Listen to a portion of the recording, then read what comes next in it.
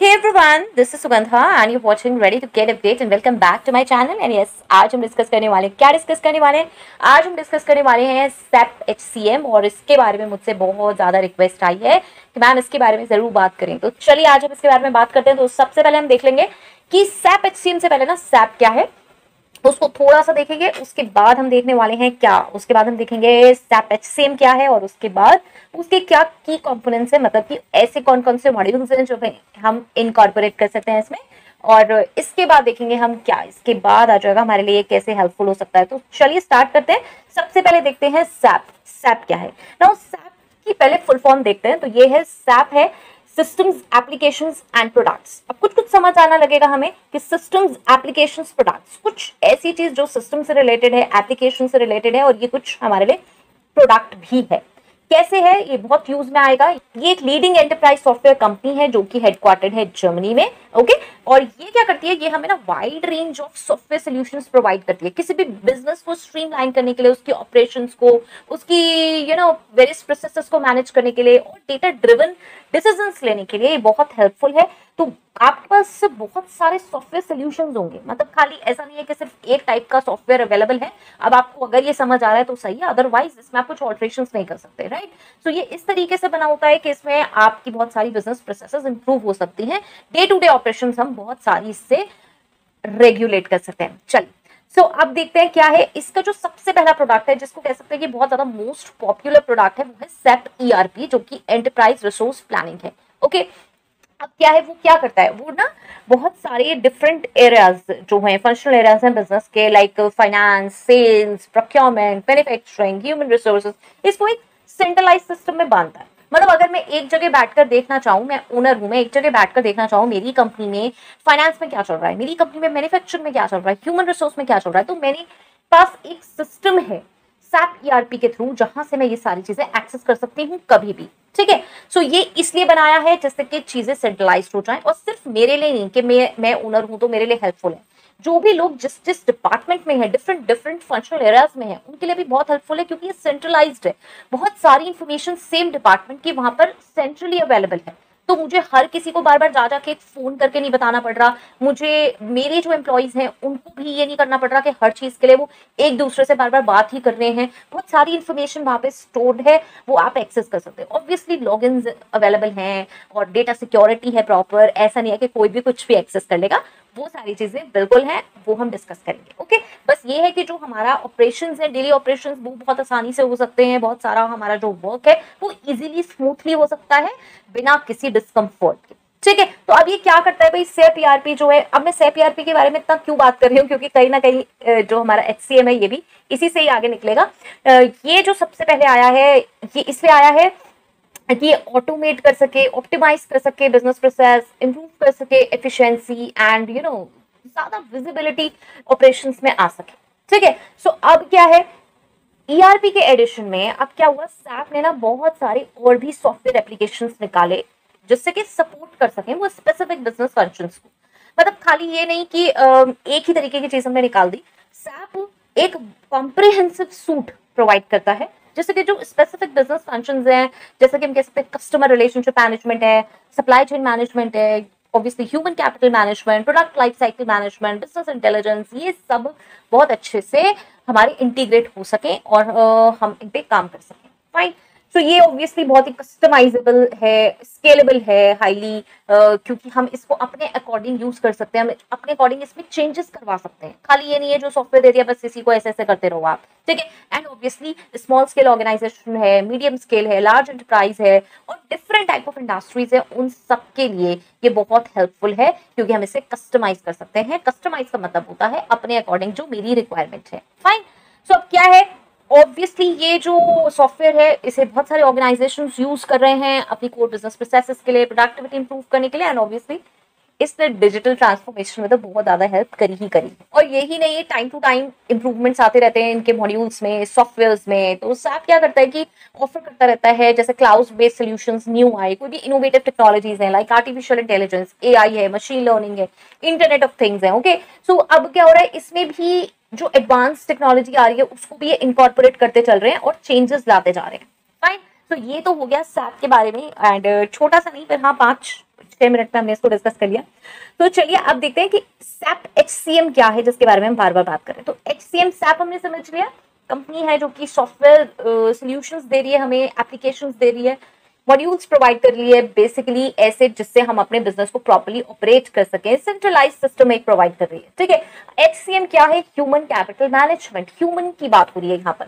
Now यहाँ पे मैं HR और ह्यूमन कैपिटल ये सब अब यहाँ पे नहीं समझाऊंगी, बहुत सारी प्लेलिस्ट में मैं ऑलरेडी डिस्कस कर चुकी हूँ कई बार। ये पूरा चैनल नॉर्मली HR के ही वीडियोस हैं, इस पे 400 प्लस आपको वीडियोस मिल जाएंगे, आप पिन कमेंट से भी चेक कर सकते हैं अगर आपको ह्यूमन रिसोर्स के बारे में कुछ भी नहीं पता है। ओके, यहाँ पे हम उसके बारे में डिस्कस नहीं करेंगे, अब हम यहाँ पे थोड़ा सा SAP HCM के बारे में ही डिस्कस करेंगे।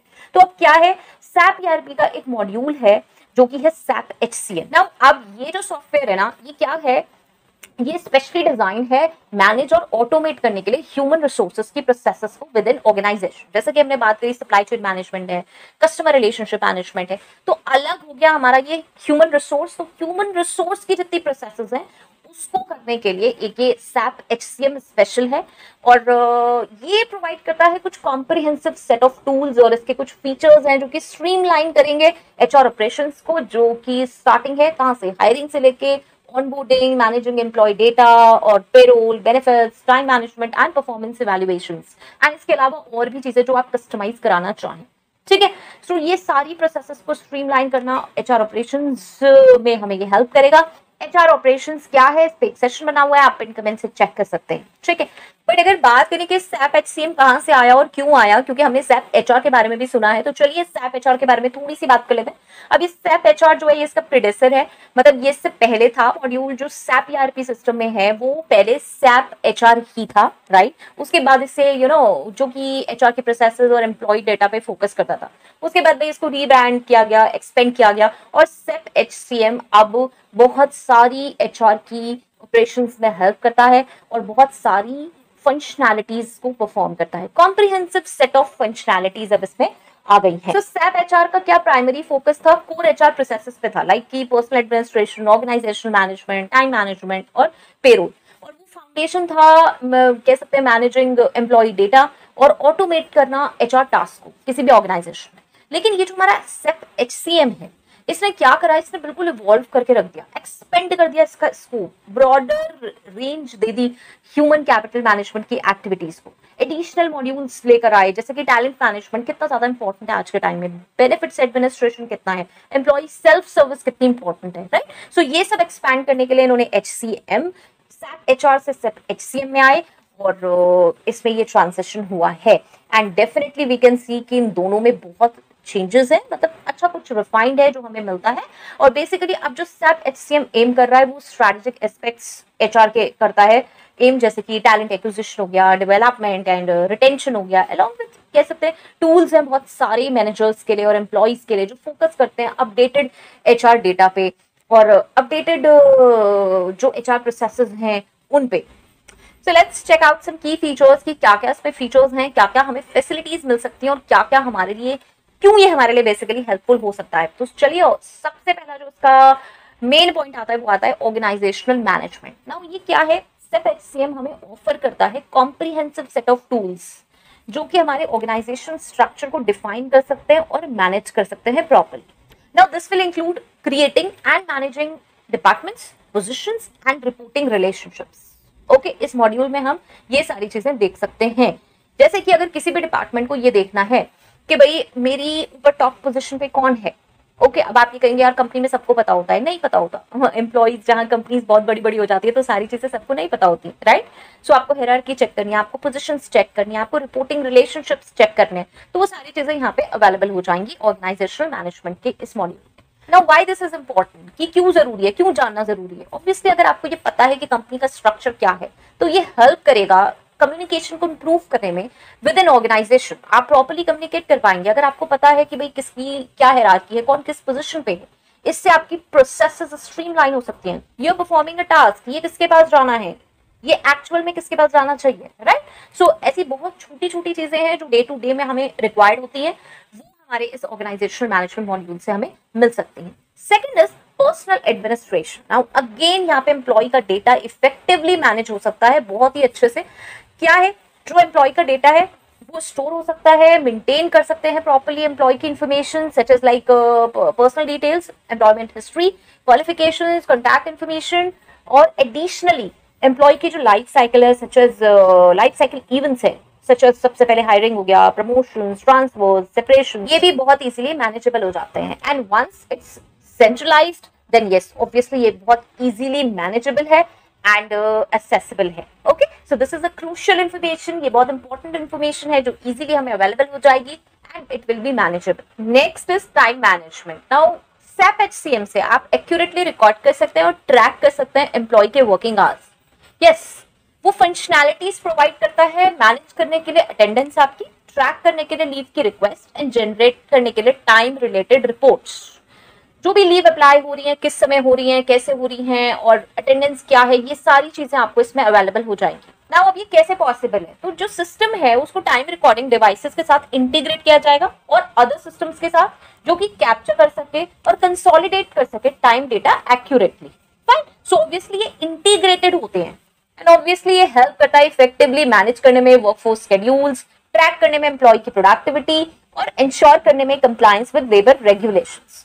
Now next is payroll. Payroll में ऑब्वियसली हम स्ट्रीमलाइन करेंगे, ऑटोमेट करेंगे पेरोल के सारे प्रोसेसेस। यहाँ पे कैलकुलेट होगा जितनी भी एम्प्लॉय की वेजेस हैं, डिडक्शंस हैं, बेनिफिट्स हैं, बेस्ड ऑन जो भी पेरोल के रूल्स एंड रेगुलेशंस हैं। नाउ सी जो रूल्स एंड रेगुलेशंस है ना, ये हो सकता है आपकी कंपनी में कुछ डिफरेंट हो।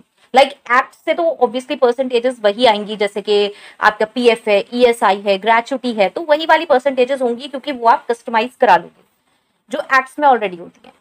यहाँ पे बहुत सारी ऐसी चीजें हो सकती हैं जो आपकी कंपनी की तरफ से हो, लाइक अलाउंसेस आप देते हैं, आप कोई परक्यूजिट्स देते हैं जो कि नॉर्मली सॉफ्टवेयर में नहीं होंगी, राइट। सो हम उसे कस्टमाइज करा सकते हैं, हम उसे चेंज करा सकते हैं। ओके, और ये जो सिस्टम है ये वेरियस पेमेंट मेथड्स को सपोर्ट करेगा, टैक्स की कैलकुलेशंस आपके लिए कर देगा एंड ऑब्वियसली जो लीगल रिक्वायरमेंट्स हैं, जो जनरल लीगल कंप्लायंसेस हैं, वो भी पेरोल के सॉफ्टवेयर से आपको मिलेंगे। जो भी कंप्लायंसेस, रूल्स एंड रेगुलेशंस हैं वो उसमें फीडेड होंगे, तो जो सारी कैलकुलेशंस हैं उसी के बेसिस पे होंगी, ठीक है। एंड पेरोल मॉड्यूल ना ऑर्गेनाइजेशंस के लिए इसमें बहुत ज्यादा हेल्पफुल हो जाता है क्योंकि क्या होता है इससे ना एक्यूरेटली मैनेज हो जाता है, एम्प्लॉय का कंपेंसेशन, टाइम सेव हो जाता है और यस एरर्स भी रिड्यूस हो जाती हैं। जब हम मैनुअली करते हैं, लाइक आपने पेरोल के सेशंस देखे होंगे मेरे, जो मैंने एक्सेल में बनाए थे, अगर नहीं देखे हैं तो मैं उसकी प्लेलिस्ट भी आपको पिन कर दूंगी। पेरोल प्रोसेसिंग की सारे प्रैक्टिकल सेशंस हैं जिसमें हमने देखा था नेट सैलरी कैसे कैलकुलेट करते हैं हम, कॉस्ट टू कंपनी कैसे करते हैं, टीडीएस कैसे करते हैं, राइट।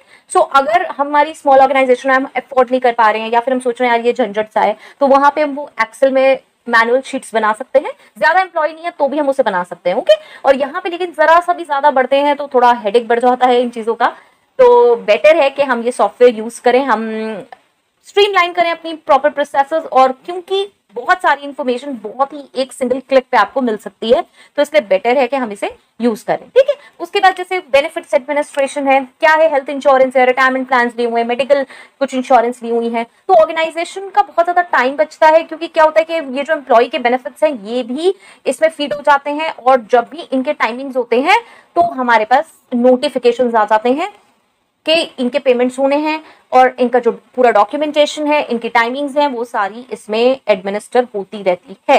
यहाँ पे क्या हो जाता है कि जो बेनिफिट प्लान है वो प्रॉपर सेटअप हो जाता है, उसका एनरोलमेंट हो जाता है, एलिजिबिलिटी मैनेजमेंट है, एलिजिबल है कैंडिडेट या नहीं, एम्प्लॉय एलिजिबल है नहीं है, और ट्रैक भी हो जाता है एम्प्लॉय का कितना पार्टिसिपेशन इसमें आ रहा है। इसमें सबसे अच्छा बेनिफिट यही है क्योंकि ये सेंट्रलाइज हो जाता है तो ऑर्गेनाइजेशंस के लिए हेल्पफुल हो जाता है इसे मैनेज करना, ट्रैक करना एम्प्लॉय के बेनिफिट्स को।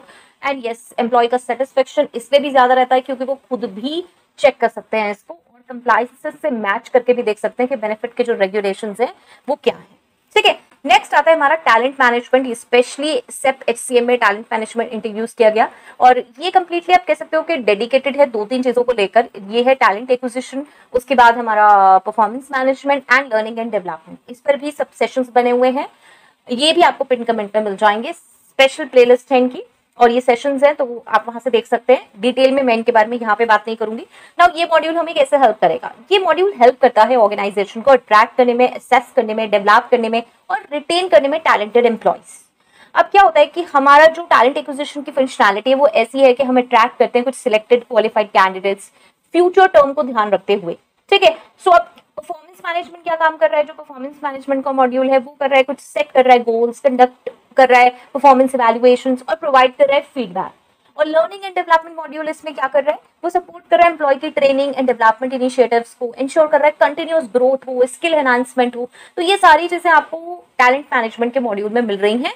टैलेंट एक्विजिशन में हम स्पेशलिस्ट की हायरिंग करते हैं, तो वो हो गया हमारा कब, उसके बाद हमारा performance management and then learning and development. उसके बाद आता है employee self service and manager self service. ना उसी क्या है एम्प्लॉय सेल्फ सर्विस का, जहाँ पे क्या मतलब है, ये जो हमारा वेब बेस्ड पोर्टल है ना, ये एम्प्लॉयज और मैनेजर्स दोनों को एम्पावर करता है कि वो एक्सेस कर सके, अपडेट कर सके अपने पर्सनल इन्फॉर्मेशन, भाई पे स्लिप्स देख सके। एम्प्लॉयज नहीं तो बार बार कहते रहते हैं भाई पे स्लिप दिखा दो, हमें चाहिए, कभी चाहिए, रिक्वेस्ट लीव कर सकते हैं यहाँ पे, लीव्स अगर उन्हें चाहिए, और भी एचआर रिलेटेड टास्क हैं वो भी आराम से कर सकते हैं। ठीक है, सो इसमें क्या होगा कि जो एम्प्लॉय सेल्फ सर्विस है ये अलाउ करेगी एम्प्लॉय को कि भाई वो खुद से ये सारी चीजें कर सके, जो रूटीन टास्क है वो अपने आप कर सके।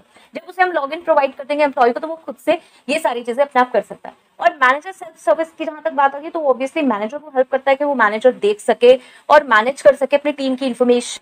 नाउ जो ये फैसिलिटी है मैनेजर सेल्फ सर्विस की, इसमें मैनेजर को वो हेल्प करेगा व्यू करने में और मैनेज करने में टीम की इन्फॉर्मेशन। लाइक एम्प्लॉय ने लीव अप्लाई कर दी, अब आप कैसे करो, तो आप अप्रूवल कर सकते हो, ठीक है, उसके बाद एक्सेस कर सकते हो रेलेवेंट रिपोर्ट्स, एंड ऑब्वियसली ये हेल्प करता है एफिशिएंसी को इंप्रूव करने में एंड रिड्यूस करने में एडमिनिस्ट्रेटिव बर्डन, क्योंकि हर चीज आप बार बार फोन पे बात कर रहे हो, आप पर्सनली बुला रहे हो, टाइम बहुत ज्यादा किल होता है।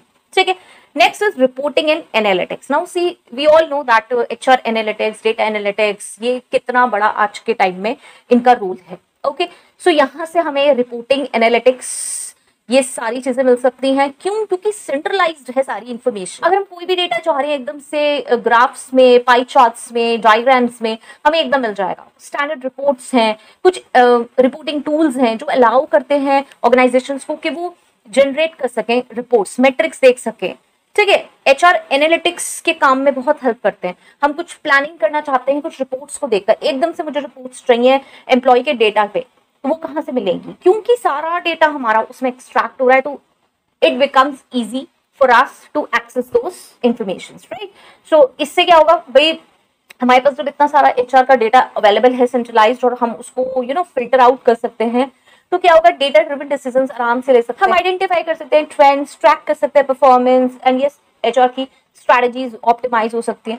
सो अब क्या है, ये जो रिपोर्टिंग और एनालिटिक्स कैपेबिलिटी है ये हेल्प करती है वर्कफोर्स प्लानिंग में, जो स्किल गैप्स है ना आइडेंटिफाई करने में उन्हें, और अलाइन करने में एचआर की स्ट्रैटेजीज जो कि बिजनेस ऑब्जेक्टिव्स हैं उनके अकॉर्डिंग। फाइन, सो ये जो मॉड्यूल्स मैंने बताए हैं, ये और भी मॉड्यूल्स हो सकते हैं, खाली यही नहीं है कि यही मॉड्यूल्स हैं। ये एक जर्नल लेवल पे सारे मॉड्यूल्स हैं कि ये सब अवेलेबल होते हैं, आप इनको पार्ट्स में करवा सकते हैं। आप ये भी कर सकते हैं कि भाई आपने रिपोर्टिंग और एनालिटिक्स पार्ट अलग अलग करवा दिया, ठीक है, पेरोल में भी आप ऐसे डिवाइड करा सकते हैं। फाइन, सो जो कस्टमाइजेशन वाला पार्ट है वो बहुत अच्छा है, वो आप करा सकते हैं। तो I hope so this was helpful, and ये बहुत हेल्पफुल है सेप HCM, एंड इट्स लाइक आप ये कह सकते हो कि जैसे कोई भी HRIS है हमारा, जैसे ह्यूमन रिसोर्स इंफॉर्मेशन सिस्टम है, customized human resource information system है, वो भी स्मॉल लेवल पे जो ऑर्गेनाइजेशन यूज कर रही हैं, उसी का ही आप ये कह सकते हो कि बहुत अच्छा एडवांस वर्जन है, जिसमें हमें और भी बहुत सारी चीजें मिल सकती हैं जिससे हम एफिशिएंटली अपने ऑर्गेनाइजेशन में काम कर सकते हैं। So I hope so this was helpful, and if it's helpful please do let me know in the comment section, और कौन से सेशंस देखना चाहते हैं वो भी जरूर बताएं। पिन कमेंट में बहुत सारे सेशंस हैं, वो भी देख के जरूर जाएं। Okay, so till next video, all the very best, stay happy, stay safe, thanks for watching, bye bye।